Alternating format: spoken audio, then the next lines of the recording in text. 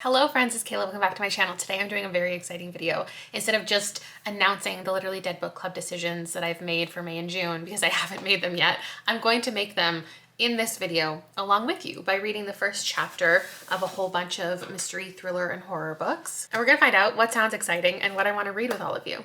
I have a lot of qualities that I'm looking for with these books. We started out the year with an anthology, then we read a cozy mystery, then we read a suspense. And so I feel like just a traditional mystery thriller could be the perfect choice for both of the books, but also a horror would be fun. I want to make sure one of the two is a backlist, but ultimately I just want to pick a couple things that excite me right off the bat. When I read the first chapter, I get excited and you can get excited with me. So I'm going to tell you the first chapter, give you a little summary of what it was and how I feel about it each time I read one. I'm also currently live with my channel members and they're giving me some ideas for other picks. So I'm not sure how many first chapters I'm gonna end up reading in this video, but let's get started with Cold by Drew Hayden Taylor.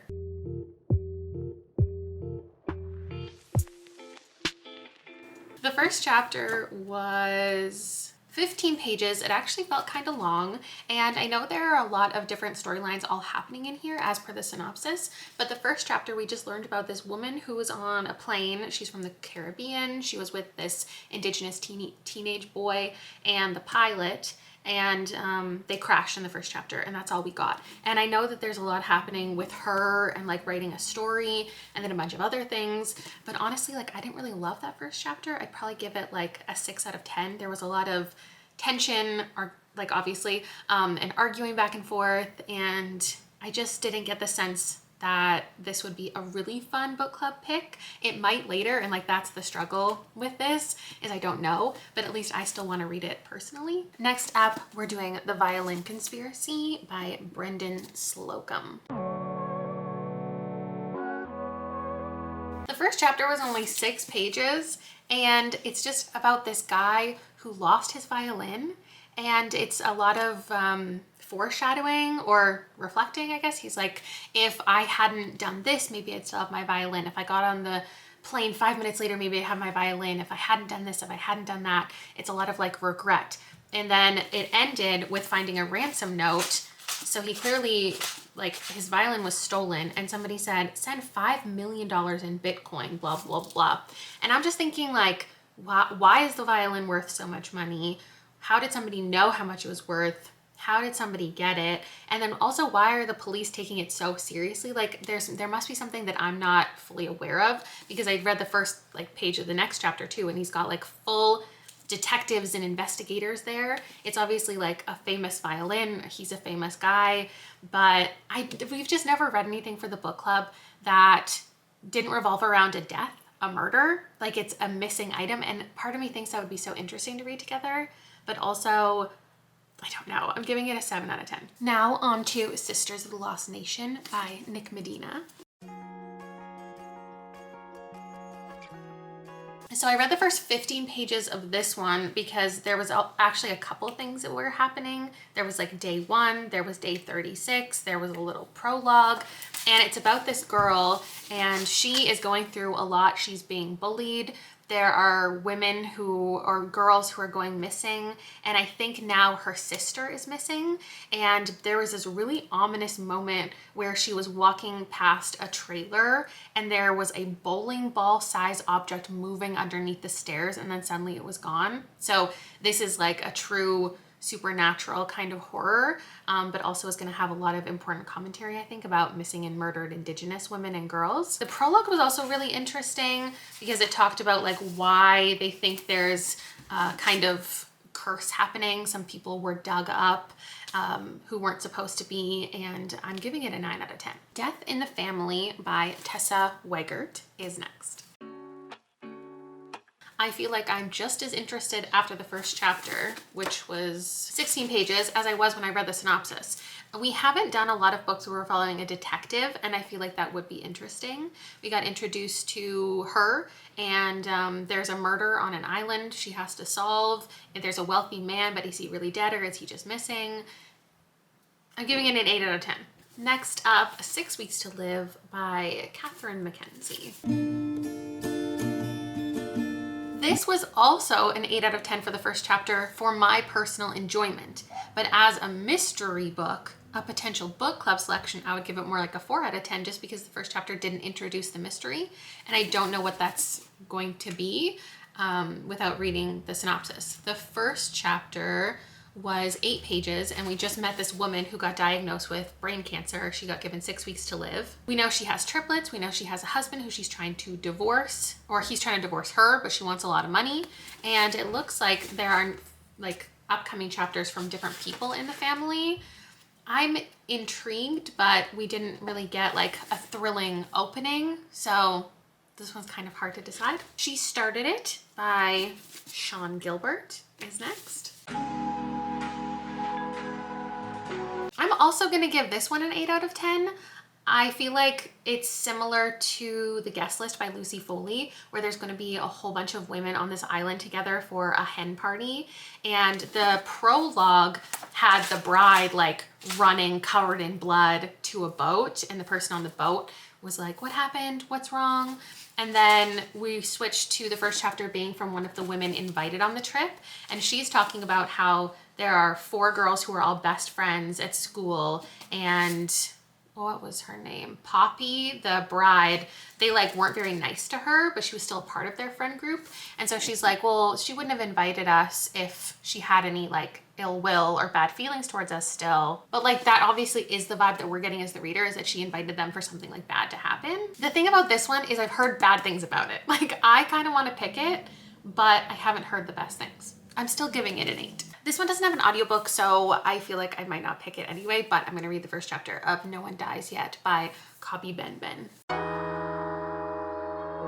This one is tough because I want to give it a 10 out of 10 for intrigue, but I don't think that it would make for a good book club pick. It's not going to be number 1 thriller mystery as the genre. We are following these 2 characters who are narrating the story, and they're talking directly to us. One of the narrators is Cobby, and they're inviting people to Ghana to like connect with their history, but I think they're like killing the people who come. But I really don't know. I think I need to read a couple more chapters to really get a gauge for the tone of this one. I'm giving it a 10 for personal intrigue. Like I want to read this right now, but I would probably give it again more like a 4 or 5 from that first chapter and the actual intrigue as far as a mystery goes.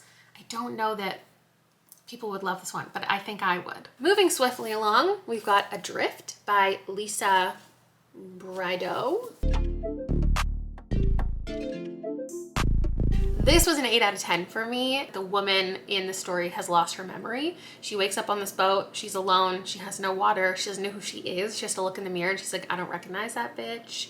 She finds an ID, she finds out who she is, and that's all. I think this is more of a fiction book with a little bit of a mystery, because obviously you're wondering who she is, but she also has like this dark past, and she kind of has to decide, from what I understand, if she wants to start a new life, which is maybe what she set up for herself with this memory loss situation, or if she wants to delve into her past and confront what she has done that we don't know about. Also, it's set in British Columbia, which is fun. As Long as We Both Shall Live by Joanne Chaney is next. I saw this originally in an article that recommended it as a book club read. So, high hopes. Our lowest rating so far, just because I still find it an intriguing premise, but I hated the writing. It was so very melodramatic. It opened up with a prologue that was like, if you ever try to kill your wife without a plan, you will fail. You should never do it. Don't ever do it. And then the first chapter was this woman who, it was only like 1 page, and it basically just said at the end of it, she's gonna be dead in 12 hours. So there's a husband and wife, and clearly they don't like each other, and they're gonna try to kill each other. I still think it's interesting, but it was not for me. We've got a pretty brand new release, The Night of the Storm by Nishita Parekh, which I'm excited to get into, but people have been warning me that it's not their favorite. Okay, this one I'm giving a 7 out of 10. Now, I don't expect the mystery to be introduced in the first chapter, but if the mystery isn't gonna be introduced, or I'm not gonna get a prologue with this like ominous scene later down the road, I need the first chapter to be like really interesting, and this one was just fine. We're following a woman, Gia, and she was just going to the grocery store to stock up on water and food to wait out this hurricane. And she basically decided at the end of the chapter she's going to go stay with her family during it, even though like nobody likes each other. And that's pretty much what's in the synopsis, except we do know that somebody is going to die in this house full of family, and we don't know who, and we don't know who did it. Still interested, but that chapter didn't do anything super special for me. We're now moving into We Know What You Did by Katie Nguyen. This, the publisher actually sent to me so I could have it as a consideration for a spring book club pick, and I'm very excited about it. This had a fantastic prologue. It was this really ominous, weird implication that the main character killed her mother. And then in the first chapter, it was her engaging with her teenage daughter and her husband, and kind of struggling with accepting that her mother is dead and what she how maybe she contributed to it. I'm gonna give it an 8. I think conceptually it's more like a 9 or 10, but the chapter by itself, just like all of the other ones, I'm giving an 8. There is so much implying what's gonna happen, and that maybe this character is losing time. She is struggling with OCD, and there's something about like her finding a dead body later. There's like a disappearance of somebody in her life, and I'm really interested in reading this one. Up next is An Ordinary Violence by Adriana Chartrand. This one I also just found out doesn't have an audiobook, but I'll see how it goes. I'm giving this a 7. I think it's another one of those ones that I would read on my own time, but not necessarily pick for everybody to read together. We're following a girl who is just moving in with her father again.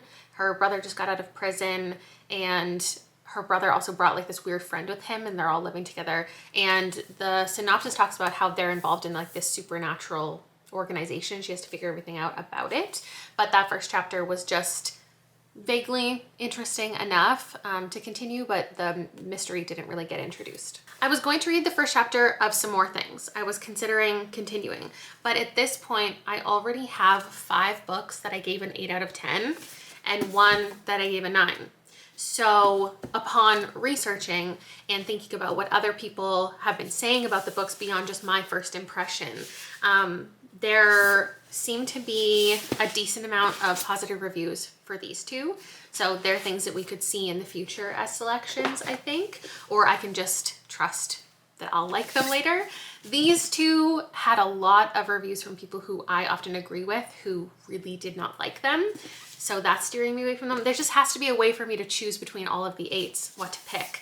And it's gonna be this one. I'm excited about it. It's a debut author. I think a lot of people have it on their TBRs. And the other one I'm gonna pick, it was the only 9 that I gave. And the thing about these two is they both seem to be mystery books first. This one's gonna lean a little bit horror. This one's gonna lean a little bit thrillery. I've heard it has some twists and turns. And this is more just for the conversations, the vibes, and I feel good about both of these picks. Now that I've sat on my decision, here's the official announcement. Maybe you just skipped this part. I'm gonna be talking about May, June, and July because I figured why not just tell you what we're doing in July as well. So in May, we will be reading Sisters of the Lost Nation by Nick Medina. This was blurbed by one of my favorite blurbers, Paul Tremblay, who said it was gripping, heartbreaking, and vital. This is a novel you won't soon forget. A young Native girl's hunt for answers about the women mysteriously disappearing from her tribe's reservation leads her to delve into the myths and stories of her people, all while being haunted herself in this atmospheric and stunning, poignant debut. The author is from the Tunica Biloxi tribe. I think we could categorize this as a mythological mystery. If you share an identity with either of these authors or the characters, let me know, and I would love to include some booktubers in the live shows. I haven't planned any of that yet, who's gonna co-host, so please let me know if you would like to participate. In June, we'll be reading You Know What You Did by Katie Nguyen. This is also a mystery. A first-generation Vietnamese American artist must confront nightmares, past and present. Her mother was a Vietnam War refugee, and now Annie is dealing with motherhood and grieving at the same time in her career, so many things, while she's also experiencing horrific circumstances. This is a brand new release, and hopefully pushing it 1 month later has more people able to get their hands on it. So these are our 2 mysteries, a little horror, a little thriller. And then our July pick is no surprise to anybody. It's Middle of the Night by Riley Sager. I didn't get to read the first chapter of this, but I also don't need to because we read Riley Sager Sager together and discuss him every single year. And this might be the heart-pounding thriller that we will need. A man must contend with the long-time disappearance of his childhood best friend and the dark secrets lurking just beyond the safe confines of his picture-perfect neighborhood. So 30 years ago, a friend went missing in this like quiet suburban neighborhood, and this man is returning to town, and there are clues that he's back, but is it really him? Is it a cruel prank? We will find out together. Obviously, I did give a 10 out of 10 to this, and I'm just gonna read this on my own time right now because I want to, so you can expect a review soon. On the off chance that I read like a third of the way in and I feel like it would make for a good book club pick, I will pause it, I will wait, and you might see it in the poll for our November selection. So if there's anything in this video you're disappointed that I didn't pick, let me know, because there will be a poll for everybody to vote on Instagram coming up in the fall to choose our November selection, our last one of the year, something that I missed, something that everybody's itching to read. We do that every year, and it ends up being a very interesting choice every time. It usually leans a little bit odd. So I hope you can get your hands on all of these titles and read them along with me and discuss them. I will see you in the live shows.